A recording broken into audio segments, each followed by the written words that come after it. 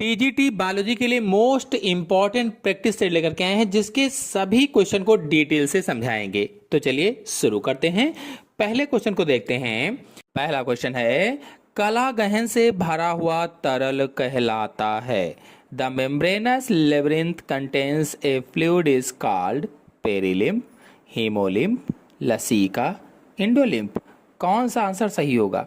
Video को like ना किया हो तो सभी लोग जल्दी से लाइक कर दीजिए, अपने सभी दोस्तों में शेयर भी कर दीजिए। तो इसका आंसर सही होगा डी, इंडोलिम्फ। आपको बता दें कि जो हमारा आंतरिक कान होता है, इनर ईयर होता है, उसके मुख्य रूप से दो भाग होते हैं। एक तो अस्थिल गहन और दूसरा कला गहन। जो अस्थिल गहन है ये बाहर की तरफ हड्डियों का बना एक कड़ा खोल या गुफा जैसी संरचना होती है जिसे अस्थिल गहन कहते हैं। और जो कला गहन होता है तो इस हड्डी वाले खोल के अंदर एक पतली झिल्ली जैसी संरचना होती है जिसे कला गहन कहा जाता है। और इन दोनों जगहों पर अलग अलग तरल भरा रहता है। जो तरल बाहरी हड्डी वाले खोल और अंदर की झिल्ली के बीच भरा होता है उसे पेरीलिम्फ कहते हैं। पेरीलिम्फ, पेरी का मतलब ही होता है कि बाहर के ओर या चारों ओर। और जो तरल अंदर झिल्ली में भरा रहता है तो उस बिल्कुल भीतर की तरफ, तो उसे कहते हैं एंडोलिम्फ। एंडोलिम्फ, तो इसीलिए इसमें आंसर से होगा एंडोलिम्फ। नेक्स्ट क्वेश्चन है, यूफोर्बिया हिरसुटा में पुष्पक्रम होता है। यूफोर्बिया हिरसुटा में पुष्पक्रम कौन सा होता है? सोचिए और बताइए कि कौन सा ऑप्शन सही होगा। वीडियो को शेयर ना किया हो तो अपने सभी दोस्तों में शेयर कर दीजिए।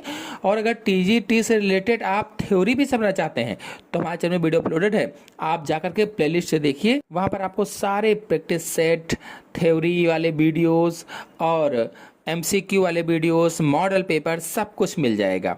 फिलहाल इसमें आंसर सही होगा बी, साइथियम। आपको बता दें कि पुष्पक्रम का मतलब होता है कि पौधे पर फूल किस तरह से लगे हुए हैं। और यूफोर्बिया कुल के जो पौधे होते हैं उन पौधों में एक बहुत ही अनोखा और विशेष प्रकार का पुष्पक्रम पाया जाता है जिसे साइथियम कहा जाता है। अब इसकी खासियत क्या होती है? तो इसमें कई सारी छोटी छोटी पत्तियां आपस में जुड़कर एक प्याले जैसी संरचना बना लेती हैं, या कहिए कि एक कप जैसी संरचना बना लेते हैं। और बाहर से देखने पर यह पूरा हिस्सा एक अकेले फूल जैसा दिखाई देता है, जैसे मानो फूल है, लेकिन असल में यह कई फूलों का गुच्छा होता है। और इस कप के ठीक बीच में एक अकेला बड़ा मादा पुष्प होता है। उसके बीचों बीच में अकेला बड़ा मादा फूल होता है जो एक लंबे डंठल पर टिका होता है। और इस मादा फूल के चारों तरफ कई सारे छोटे छोटे नर पुष्प भी होते हैं। नेक्स्ट क्वेश्चन है, टर्नर सिंड्रोम में गुणसूत्रों की संख्या होती है। Turner syndrome is characterised by chromosomes 46, 45, 47, 48। कौन सा आंसर सही होगा? सोचिए और बताइए कि कौन सा आंसर सही हो सकता है। तो आंसर सही होगा इसमें से बी, 45। आपको बता दें कि सामान्य जो स्थिति होती है तो एक सामान्य इंसान के शरीर में हर कोशिका में 46 गुणसूत्र पाए जाते हैं जो कि 23 जोड़ों में बटे होते हैं। महिलाओं में आखिरी जोड़ा यानी महिलाओं में जो लिंग गुणसूत्र होते हैं वो XX होते हैं, जबकि जो पुरुष होते हैं पुरुषों में XY पाए जाते हैं। अब यहाँ पर टर्नर सिंड्रोम की बात की गई है। तो जो टर्नर सिंड्रोम है यह एक आनुवांशिक विकार होता है जो केवल महिलाओं में होता है। इसमें जन्म से ही 2 X गुणसूत्रों में से एक X गुणसूत्र गायब हो जाता है या क्षतिग्रस्त हो जाता है। चूंकि X गुणसूत्र कम हो गया है या गायब हो गया है, इसलिए कुल गुणसूत्रों की संख्या 46 से घटकर 45 ही रह जाती है। इसे वैज्ञानिक भाषा में 45 या X0 लिखा जाता है, X0। और आपको बता दें कि एक X गुणसूत्र कम होने के कारण इस सिंड्रोम से पीड़ित महिलाओं का कद छोटा रह जाता है और उनके जननांग जैसे अंडाशय जो होते हैं पूरी तरह विकसित नहीं हो पाते हैं। नेक्स्ट क्वेश्चन है, धसे हुए रंध्र पाए जाते हैं जलोद्भिद में, समोद्भिद में, मरुद्भिद में से किसी में नहीं। कौन सा आंसर सही हो सकता है?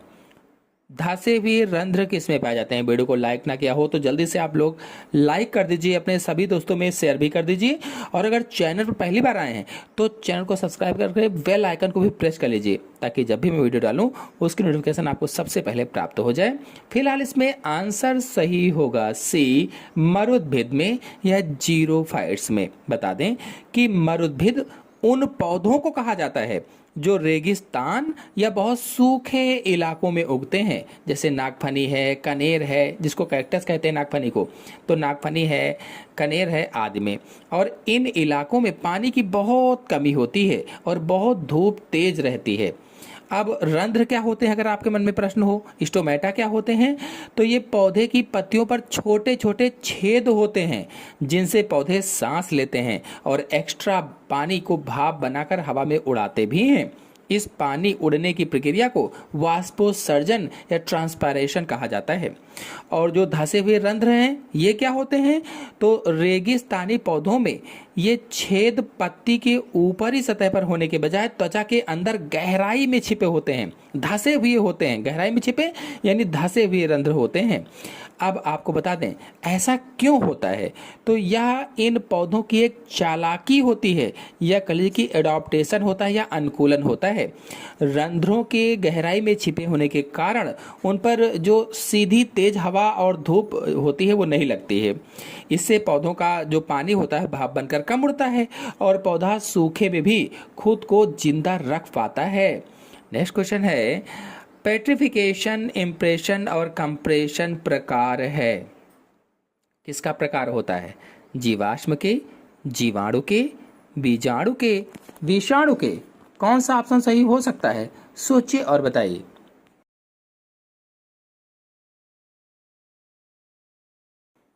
तो आंसर सही होगा इसमें से पहला, जीवाश्म के। बता दें कि करोड़ों साल पहले जो पेड़ पौधे या जीव जंतु जमीन के अंदर दब गए थे, उनके बचे हुए अवशेषों या निशानों को हम जीवाश्म कहते हैं या फॉसिल्स कहते हैं।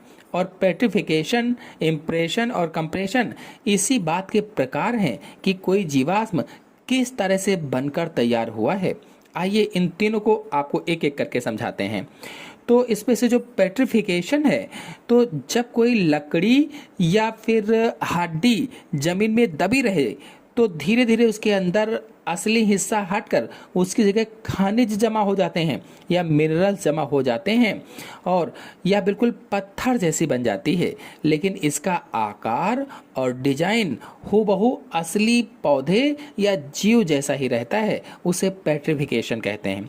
अब जो इम्प्रेशन है तो इसे आप छाप भी कह सकते हैं। जैसे जब कोई पत्ती या पंख गीली मिट्टी पर गिरता है और मिट्टी सूखकर पत्थर बन जाती है, तो उस पर पत्ती का सिर्फ एक निशान या प्रिंट छप जाता है। इसमें पौधे का कोई असली भाग नहीं बचता, सिर्फ उसकी आकृति बचती है। इसे इम्प्रेशन कहते हैं। अब जो कंप्रेशन है ये क्या है, तो इसे दबाव जीवाश्म कहते हैं। जब कोई पत्ती या टहनी दो चट्टानों के बीच बहुत भारी दबाव से दब जाती है तो उसका पानी और गैसें निकल जाती हैं और वह बिल्कुल चपटी, जैसे आपने किताब देखा होगा दबा कर रखो, तो बिल्कुल वैसे ही चपटी होकर कोयले जैसी एक पतली परत के रूप में छप जाती है। अब इसमें से जो बाकी ऑप्शन है, जीवाणु, बीजाणु, विषाणु, तो ये सूक्ष्म जीव या उनके हिस्से होते हैं। इनके बनने के ये तरीके नहीं हैं, तो इस तरह से इसमें आंसर पहला सही होगा, जीवाणु के। नेक्स्ट क्वेश्चन है, बेलोनोग्लॉसस का लार्वा है, कौन सा ऑप्शन सही होगा? बहुत ही इंपॉर्टेंट क्वेश्चन है। बेलोनोग्लॉसस का लार्वा, सोचिए और बताइए कि कौन सा आंसर सही हो सकता है। तो आंसर सही होगा इसमें से सी, टर्नेरिया लार्वा बेलोनोग्लॉसस का लार्वा होता है। आपको बता दें बेलोनोग्लॉसस क्या है, तो यह समुद्र में रहने वाला एक कीड़े जैसा जीव होता है जो हेमिकार्डेटा संघ में आता है, और इसे आमतौर पर टंग वार्म भी कहा जाता है, टंग वार्म। अब लार्वा क्या होता है, अगर आपके मन में प्रश्न है, तो जब इस जीव के अंडे फूटते हैं तो सीधे वयस्क जीव नहीं बनता, पहले वह एक शुरुआती रूप में बाहर आता है जो तैर सकता है, उसे ही लार्वा कहते हैं। अब टॉर्नेरिया लार्वा क्या है? तो बेलोनोग्लासस के इस बच्चे का नाम टॉर्नेरिया लार्वा है। इसकी खोज वैज्ञानिक जे मुलर ने सन 1850 में की थी और यह पानी में तैरता है और देखने में काफ़ी हद तक स्टार फिश के लार्वा जैसा लगता है। जो तारा मछली होती है उसके लार्वा जैसा लगता है और बाद में यह धीरे धीरे विकसित होकर पूरा बेलोनोग्लासस बन जाता है। नेक्स्ट क्वेश्चन है, कार्बन मोनोऑक्साइड मनुष्य के लिए हानिकारक है क्योंकि? Carbon monoxide is harmful of human beings as it is. कौन सा आंसर सही हो सकता है? सोचिए और बताइए। वीडियो को लाइक ना किया हो तो सभी लोग जल्दी से लाइक कर दीजिए और अपने सभी दोस्तों में शेयर भी कर दीजिए।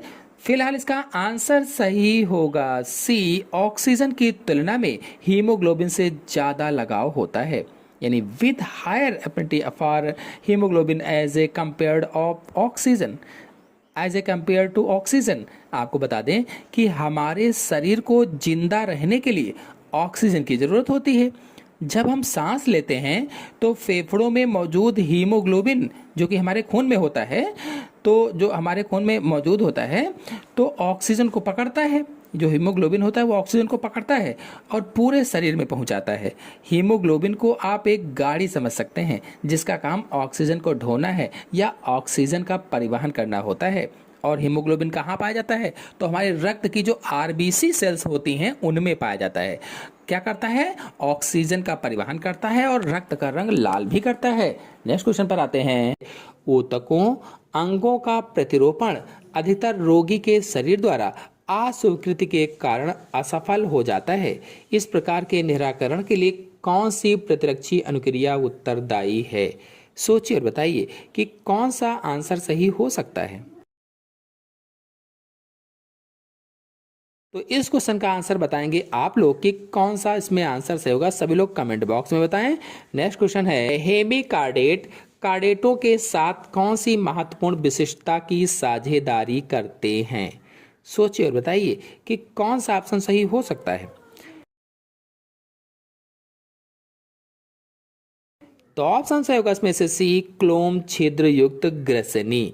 हेमिकार्डेट जैसे बेलिनोग्लासस है और कार्डेटा दोनों में ही श्वसन के लिए ग्रसनी में क्लोम छिद्र पाए जाते हैं और यही इन दोनों के बीच एक समान और महत्वपूर्ण विकासात्मक विशेषता होती है। नेक्स्ट क्वेश्चन है, निम्न में से कौन ब्रायोफाइटा में नहीं आता है? स्टोनवर्ट, लिवरवर्ट, हॉर्नवर्ट, उपरोक्त सभी कौन ब्रायोफाइटा में नहीं आता है? सोचिए और बताइए। आंसर से होगा इसका पहला स्टोन वर्ड। बता दें लिवर वर्ड और हॉर्न वर्ड ब्रायोफाइटा समूह के मुख्य पौधे हैं, जबकि स्टोन वर्ड वास्तव में कारा नामक एक हरे शैवाल को कहा जाता है या कारा नामक एक ग्रीन एल्गी को कहा जाता है जो कि थैलोफाइटा के अंतर्गत आता है। नेक्स्ट क्वेश्चन है, लिटमस एक प्राकृतिक रंजक है जो प्राप्त होता है शैवाल, कवक, लाइकेन, काई किससे प्राप्त होता है? सोचिए और बताइए।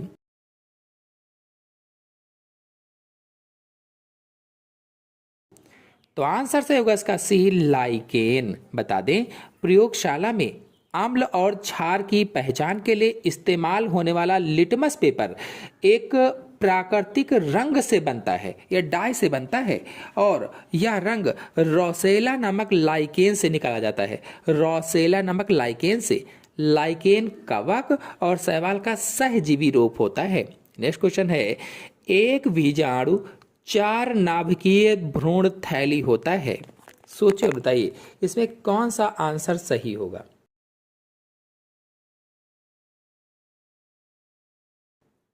तो इसका आंसर सही होगा पहला, आइनोथेरा। बता दें आइनोथेरा पौधे में एक विशेष प्रकार का भ्रूण कोष यानी एम्ब्रियो सैक पाया जाता है जो एक बीजाणुज होता है, एक बीजाणुज। नेक्स्ट क्वेश्चन है, कौन सा पारिस्थितिकी पिरामिड कभी उल्टा नहीं होता है? ऐसा कौन सा पारिस्थितिकी पिरामिड है जो कभी उल्टा नहीं होता है? सोचिए और बताइए। तो आंसर सही होगा इसका सी, ऊर्जा का पिरामिड। बता दें, ऊर्जा का पिरामिड हमेशा सीधा होता है, यह कभी भी उल्टा नहीं हो सकता। क्यों नहीं हो सकता? इसका कारण ऊष्मागतिकी का प्रथम नियम है, जिसके अनुसार जब ऊर्जा एक पोषक स्तर से दूसरे पोषण स्तर में जाती है तो हर स्तर पर 90% ऊर्जा का ह्रास हो जाता है या नुकसान हो जाता है और केवल 10% ऊर्जा ही आगे बढ़ती है। नेक्स्ट क्वेश्चन है, जेट डीएनए के प्रत्येक कुंडलिनी चक्कर में वेशों की संख्या होती है। जेट डीएनए में वेशों की संख्या कितनी है प्रत्येक कुंडलिनी में?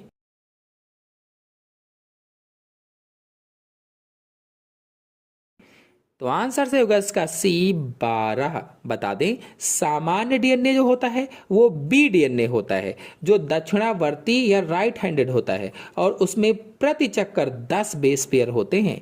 इसके विपरीत अगर देखा जाए तो जेड डीएनए वामावर्ती होता है, लेफ्ट हैंडेड होता है और इसकी जिग जैग संरचना के एक पूरे घुमाव या चक्कर में 12 क्षार युग्म पाए जाते हैं या बेस पेयर पाए जाते हैं। नेक्स्ट क्वेश्चन है, केंद्रक झिल्ली और माइटोकॉन्ड्रिया के एक कोशिका विहीन का उदाहरण है। यह कौन सा उदाहरण होगा? सोचिए और बताइए।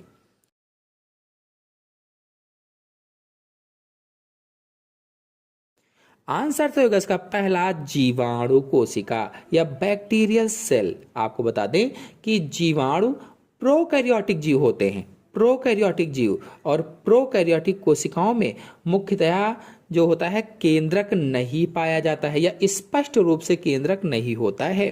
नेक्स्ट क्वेश्चन है, आप जिंगिको बाइलोबा संकटापन्न जाति नहीं है, इसका कारण है उसका। कौन सा ऑप्शन सही होगा? सोचिए और बताइए।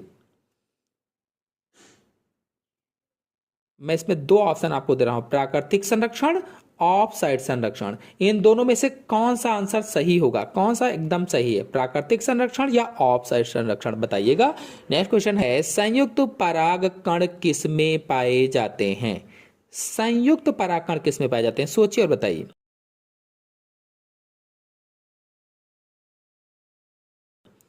आंसर से होगा इसका डी, उपरोक्त सभी में। बता दें, सामान्यतः परागकण अलग अलग हो जाते हैं, लेकिन एनोना, ड्रोसेरा, इलोडिया जैसे पौधों में 4 परागकणों का समूह आपस में जुड़ा रहता है, अलग नहीं होता है। उन्हें ही संयुक्त परागकण कहा जाता है या कंपाउंड पॉलन ग्रेन कहा जाता है। नेक्स्ट क्वेश्चन है, शैवालों में सिनगैमी कहाँ पाई जाती है? शैवालों में सिनगैमी, सोचिए और बताइए। आंसर सही होगा इसमें से बी, जल में पाई जाती है। अधिकांश शैवाल जलीय होते हैं। इनमें नर और मादा युग्मकों का संलयन या निषेचन पौधों के या पौधे के शरीर के बाहर यानी बाहरी माध्यम में कहाँ होगा? तो पानी में होता है।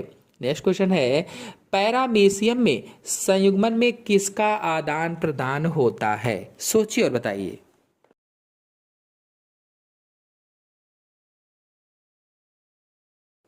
आंसर सही होगा इसका पहला, लघु केंद्रिका का आदान प्रदान होता है। इसमें 2 केंद्रक होते हैं, लघु केंद्रक और गुरु केंद्रक। अगर आप लोग पैरामीशियम के बारे में डिटेल से समझना चाहते हैं तो हमारे चैनल में वीडियो अपलोडेड है, आप लोग जाकर के अच्छी तरीके से समझ सकते हैं। नेक्स्ट क्वेश्चन है, ग्लाइकोलिसिस का दूसरा नाम है। ग्लाइकोलिसिस का दूसरा नाम क्या है? सोचिए और बताइए।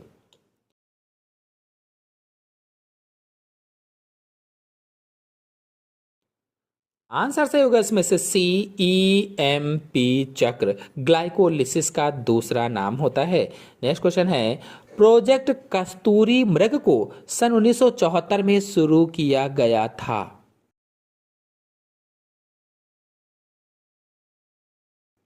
किस पार्क में शुरू किया गया था? डाचीगाम राष्ट्रीय पार्क, केदारनाथ राष्ट्रीय पार्क, कार्बेट राष्ट्रीय पार्क, पिनघाटी राष्ट्रीय पार्क। प्रोजेक्ट कस्तूरी मृग को सन 1974 में किस पार्क में शुरू किया गया था? आंसर से होगा इसका बी, केदारनाथ राष्ट्रीय पार्क।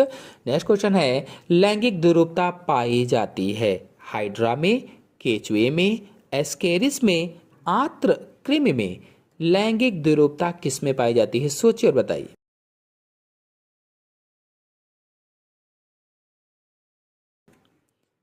आंसर से होगा इसमें से सी, एस्केरिस में लैंगिक द्विरूपता पाई जाती है, यानी लिंग के आधार पर उनको अलग अलग पहचाना जा सकता है।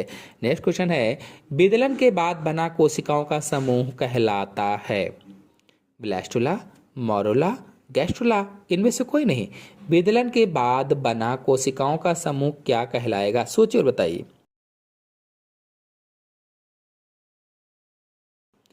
आंसर सही होगा इसमें से बी, मोरुला कहलाता है। नेक्स्ट क्वेश्चन है, पराशर रूपता पाया जाता है, किस में पाया जाएगा? सोचिए और बताइए।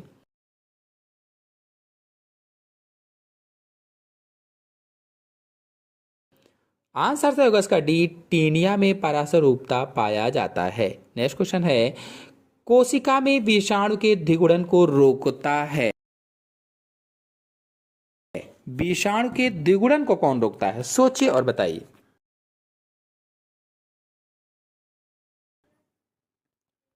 आंसर सही होगा इसका सी, IFN अल्फा। नेक्स्ट क्वेश्चन है, समुद्री घोड़ा होता है एक मछली, स्तनी, पक्षी, मांसाहारी। समुद्री घोड़ा होता है एक, क्या होता है?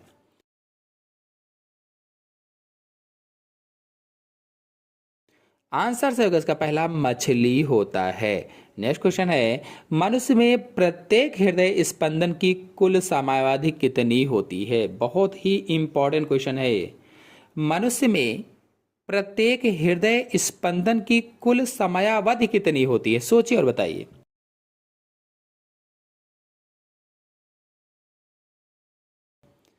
आंसर से होगा इसका बी, 0.8 सेकेंड मनुष्य में प्रत्येक हृदय स्पंदन की कुल समयावधि होती है।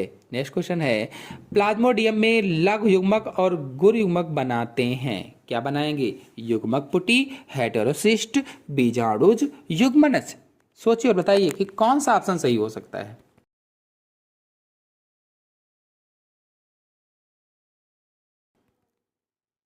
तो ऑप्शन सही होगा इसका डी, युग्मनज बनाते हैं, युग्मनज या जायगोट। तो आशा है आपको आज के सभी क्वेश्चन अच्छी तरह से समझ में आ गए होंगे। आ गए हों तो वीडियो को लाइक कीजिए, अपने सभी दोस्तों में शेयर कर दीजिए, और चैनल पर पहली बार आए हैं तो चैनल को सब्सक्राइब भी कर लीजिए, साथ में बेल आइकन को भी प्रेस कर लीजिए, ताकि जब भी मैं वीडियो डालूं उसकी नोटिफिकेशन आपको सबसे पहले प्राप्त हो जाए। धन्यवाद।